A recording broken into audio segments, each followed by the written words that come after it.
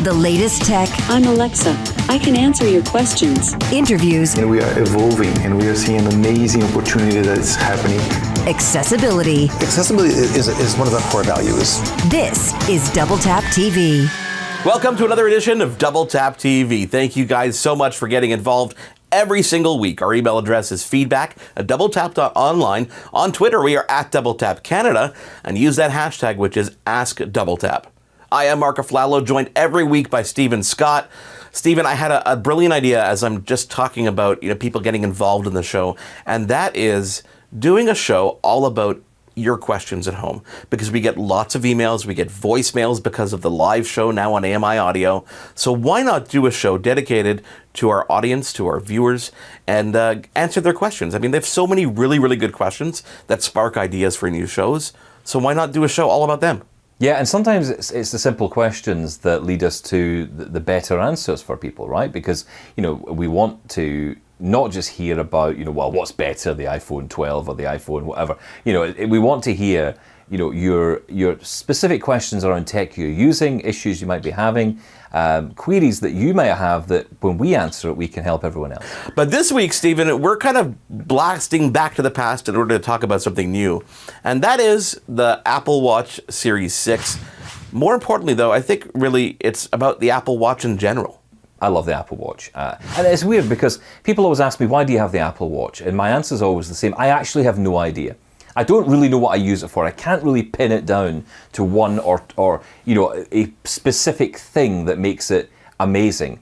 I suppose the whole reason as a blind guy that I love the Apple Watch so much is because it is the only really, truly, fully accessible watch out there. Now, that's not to disregard other smartwatches from, say, Samsung or Huawei or any basically Wear OS from Google powered smartwatch. They do have accessibility in them, but it's just not there. It's just not got it. It's one thing having accessibility, but there's a difference between accessibility and usability.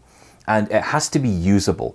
If I want to know what time it is, I don't want to have to wait an hour to figure out where the bit on the screen is that I'm going to tap to hear back that audible feedback that tells me the time. Or if I'm swiping, it's going to take me a while to hear the responses when I swipe around the screen. I want that feedback instantly. I get that from the Apple Watch. So I guess if there's one thing, it will be the accessibility. In terms of use case though, in terms of reasons for having one, well, there are many, because it all depends on the apps you have on the watch. And when I got my very first one, which was of course Series 1, because I dive right in, right? I mean, I wanted to know how this would work. I'm still rocking the Series 5. That's what I've got on my wrist right now. I've got the cellular version, which I love, and I can talk about that later as to why. But honestly, this is probably the greatest smartwatch there is out there. Not just for blind people, for everyone. Now, when they first announced the Apple Watch, the first generation, what were your expectations going into that first watch before you had an opportunity to play with it? What did you expect that experience to be like? It's an interesting question. I actually had no idea. That was the thing about it. Part of me felt that it was going to allow me to text, to take calls. That was what it was kind of sold as, the ability to communicate. So it would be more about communication, not really about fitness or what it's become around health. That wasn't really my expectation. My expectation was to be able to text and to communicate with people. And actually that was where I was let down at the start, because texting on a watch is hopeless. But in saying that, they have brought in new features, like, for example, being able to dictate messages. You can send audio messages instead. So, that is wonderful. There are some things, though, I'll be honest, that annoy me about it and have continued to annoy me. I use WhatsApp all the time. And, a lot of blind people love WhatsApp, particularly the audio message function. And for some reason, WhatsApp just doesn't really work properly on the iPhone, on the Apple Watch, I should say. You can't listen to messages and you can't send audio messages. And I don't understand why. Well, it's Series 6 and it's still the case. So I don't know what that's about. But that, granted, is an app problem. It's not a watch problem. The watch is capable of it. It just, the app needs to develop. But I don't understand why that hasn't happened yet. I've gotten, the Series 6 here on my wrist, and what really blows my mind about the Apple Watch in general is the constant evolution from generation to generation. There's always something, whether it be software or hardware-wise, that is a compelling reason for me to get to the new version. In this Apple Watch Series 6, a lot of the family features, the ability to take my old watch, give it to my children or my son, and be able to keep in contact with him without it being a distraction for him at school was a big selling point for me. And that's something that really made me jump on the Series 6 so that I can give him the Series 5. But let's save some of that criticism and some of that conversation for after the break. We've also got a great guest lined up for this week's show to talk all about the Apple Watch. His name is Rene Ritchie. He's an Apple insider. He's an analyst and a YouTuber. He's joining us this week on the show. I am Mark AFLALO, he is Stephen Scott. We're going to take a quick break, and let's dive into some of those features of the Apple Watch in general, but also talk about some of the new features in Series 6 and new watchOS 7. Love Double Tap TV? Listen to AMI Audio for Double Tap Canada every Thursday at 8 p.m. Eastern for news and reviews on everything tech.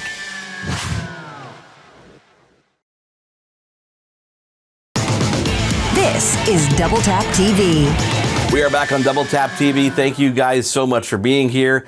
Email address feedback@doubletap.online. On Twitter, we are at DoubleTap Canada with the hashtag AskDoubleTap. I am Mark AFLALO with Stephen Scott, as we are every single week. That's something I'm pretty sure you can guarantee for as long as they will let us do this. Right, Stephen? Yeah. As long as we're not found out, we'll be fine. You know, during the break, I actually took an electrocardiogram just because, that's what I do. I like to use my watch, and it has a feature called an ECG. So I like to, hold my finger on the actual, small dial on the right, and I wait 28 seconds, and I hope that it does not tell me to run to the hospital afterwards, because that's something that I really don't want to do. That's one of those features that I know when it was announced, I'm like, who's ever going to use that?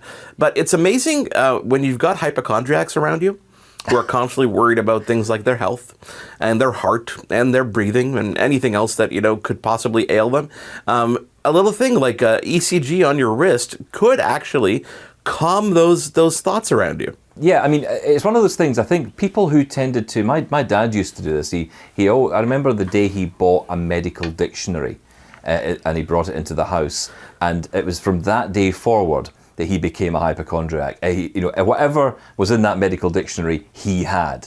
And I think with these devices, a little bit of that comes through as well. But in saying that, they do save lives as well. People who don't realize they have problems suddenly realize that they do because the watch tells them.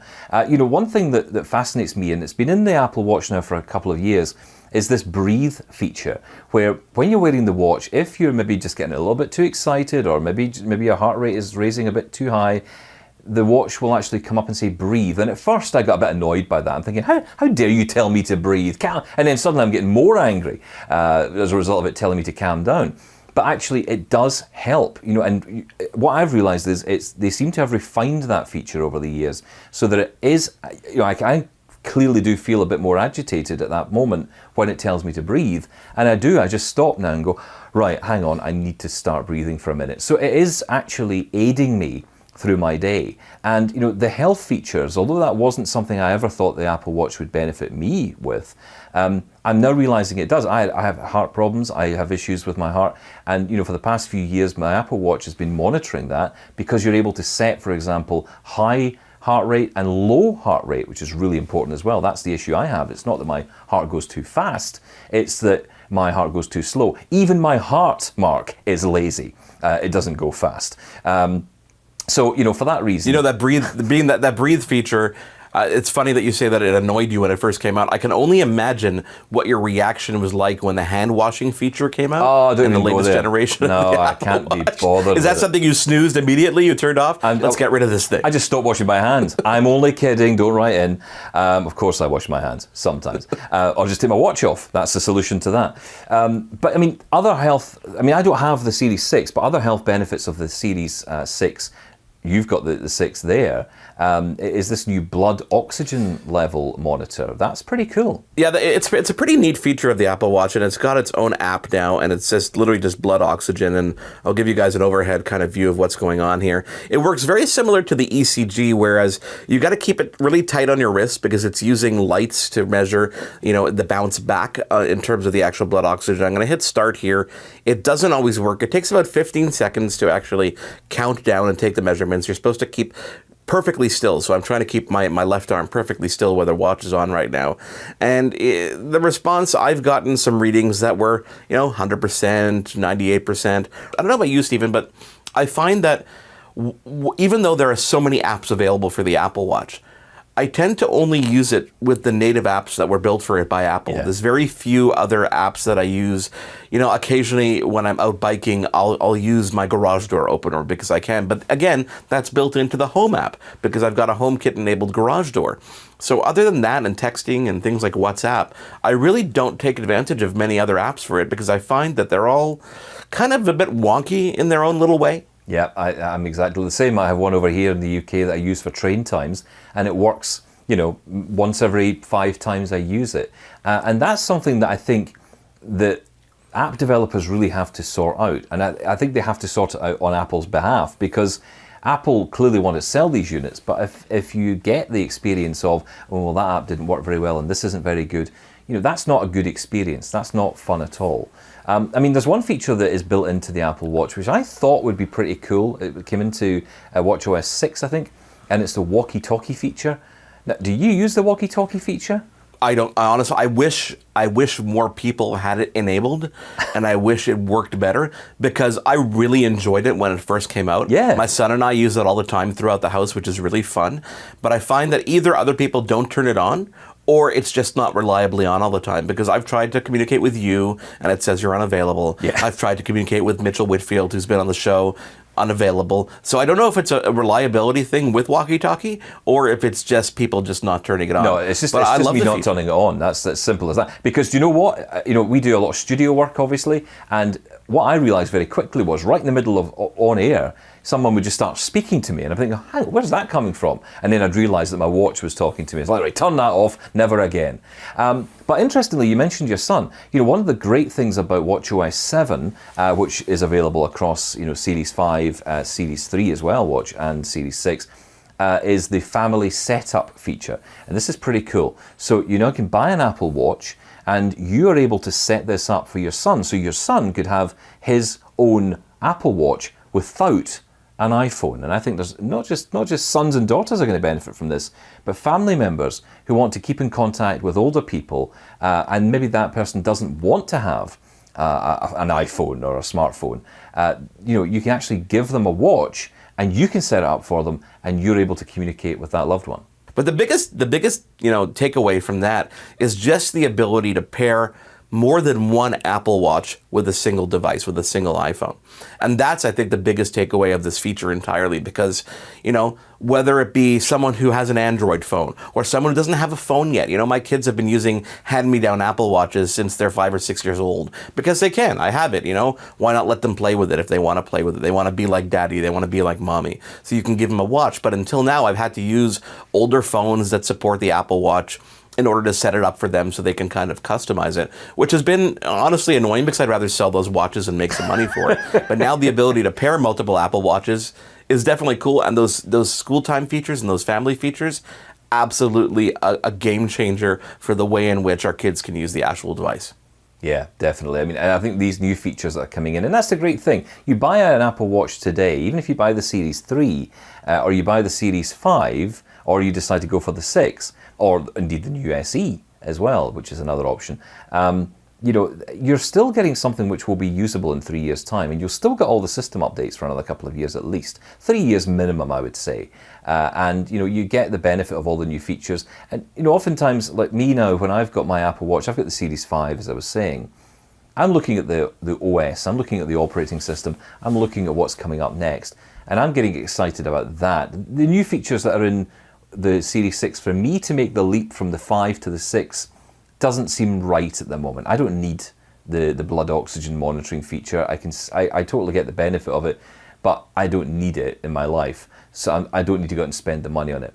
And you know, nobody else wants my Apple Watches, so there you go. So I don't have anyone to hand them off to. But yeah, I think that these new features do present something of an option.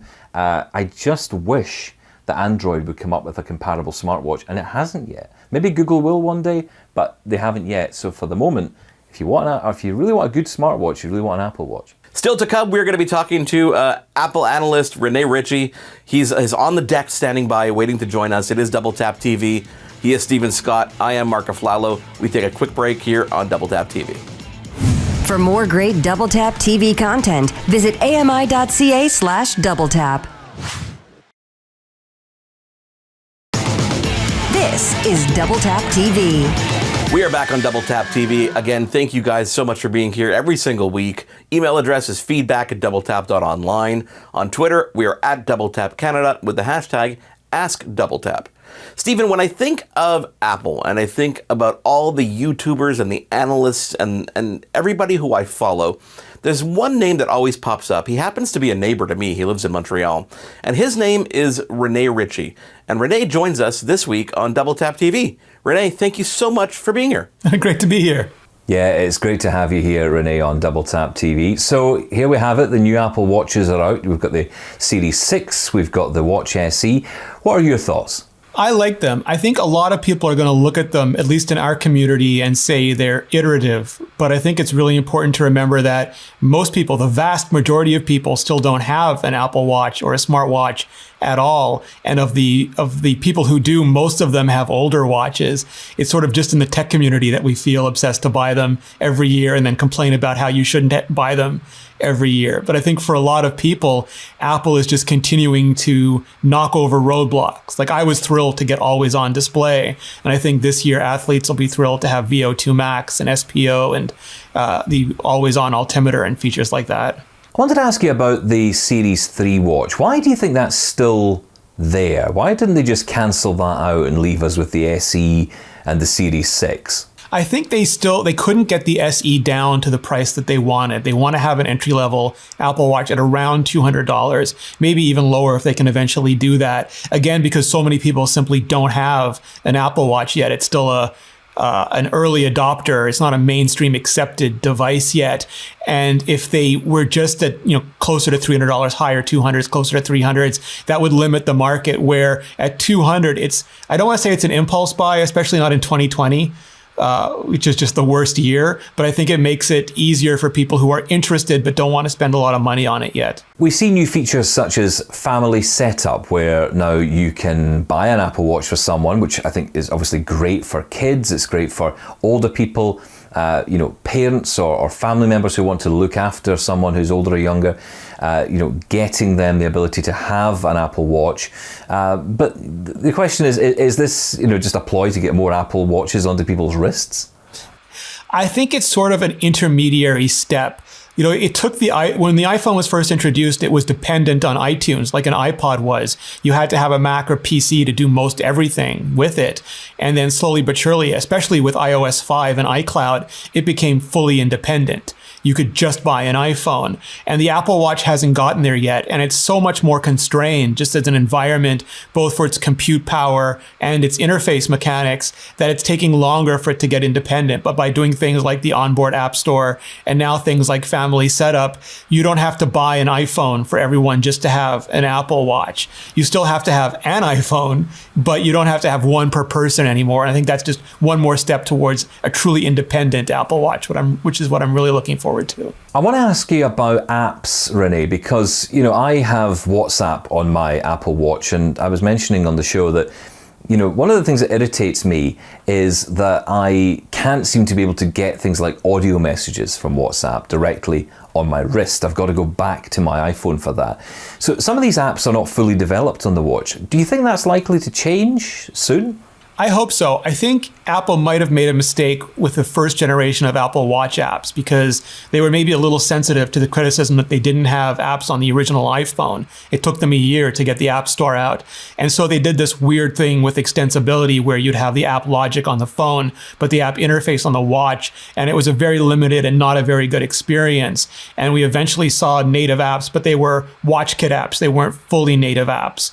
Only Apple's apps really had that capability, and year over year, and that's sort of to preserve battery life and functionality and a bunch of other legitimate reasons, but it stifled apps on the watch. People just couldn't do what they wanted to do, which is what they could do on the iPhone. And as those barriers fall down, as they're given more access to background tasks and more independence, I think it'll take a fully independent watch to get all the way there. Sort of the threat that you might only have WhatsApp on your watch, not have a phone anywhere near you. They'll have to make those services work. But until then, I think we're still going to see these incremental improvements. But when do you think that's going to happen? I mean, we're at Series 6 here, so, when do you think we're going to get a watch that is truly independent? No, I think it's going to take a few things. Like the iPhone was this beautiful convergence of what was then 3G networking was coming and miniaturization had happened, and the interface, they sort of cracked the multi-touch interface. And with the Apple Watch, it's just constrained in the input methods you have with it, but also the networking. It's still bound to your iPhone's phone number.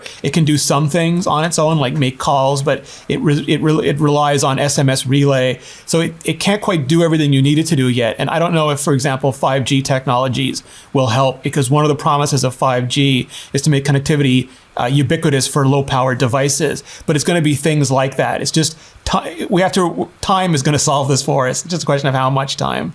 Now, while I've got you, Renee, I just want to ask you something that Mark actually brought up on a previous Double Tap TV, and that's around the availability of new iPhones. So we now know, of course, the iPhone 12 range is out. We've got the iPhone 12 mini, we've got the new iPhone 12 and the iPhone 12 Pro and the iPhone 12 Max, and it's all very lovely. But, that's another year gone by. We've got the same phones. We'll have the same phones for another year. Whereas in the last 6 months alone, we've seen huge strides forward for Android phones. So we've seen new phones from LG, from Samsung, from others. What's your take on that? Do you think that it's maybe time that Apple maybe ramp up production of more phones more regularly? So, I mean, with Apple, it's always like they have patents for almost everything. That's just how Silicon Valley companies run. And they have a similar acoustic technology to Qualcomm's under the screen, in-display, fingerprint reader. But I think especially at this price point and with the reliability of that technology, I think it was just safer for Apple to stick with the Touch ID technology, which they do very, very well. It keeps the materials cost down, and it's a very easy to understand process for people. The iPad Air itself is fascinating because Apple put the A14 in it, but there's no A14X in an iPad Pro yet. So you have the situation where for single process tasks and for machine learning, and things that hit the neural engine, the best iPad in the world right now is the iPad Air. But for heavy workloads, graphics intensive workloads, multi-core workloads, you still can't get anywhere near the sheer number of cores inside the iPad Pro, even though it's 2 generations older silicon. And that to me is sort of the managerial product nightmare that 2020 has visited on us as well. Really appreciate you taking the time to come on, Renee. It's so great to have Renee on the show, Stephen, and we really got to do that more often with him because he is a neighbor, so he is a fellow Canadian. To definitely follow him, it is just search up Renee Ritchie online, and you will find him there, right, Stephen? Absolutely. He's a great guy, and really interesting to hear about his views. I hope to get him on soon to talk about what 2021 looks like for Apple. Thank you guys for being here. As always, get in touch with us. It's feedback@doubletap.online, and on Twitter we are @DoubleTapCanada with that hashtag, which is #DoubleTap, so we can compile it all and get it on an Ask Us Anything show coming up in the coming weeks. On behalf of Stephen Scott, I am Mark AFLALO. Thank you guys so much for being here. We'll catch you again next week on Double Tap TV. For more great Double Tap TV content, visit AMI.CA/DoubleTap. Hosted by Mark AFLALO and Stephen Scott. Editing Will Attar. Production assistants Wendy KAUFMAN. Content review Zachary AFLALO. Voiceover Anna Vicino. Integrated Described Video Specialist Ron Rickford. Coordinating Producer Jennifer Johnson. Director Production Kara Nye. Director Programming Brian Perdue. VP Content Development and Programming John Melville. President and CEO, David Errington. Copyright 2020, Accessible Media, Inc.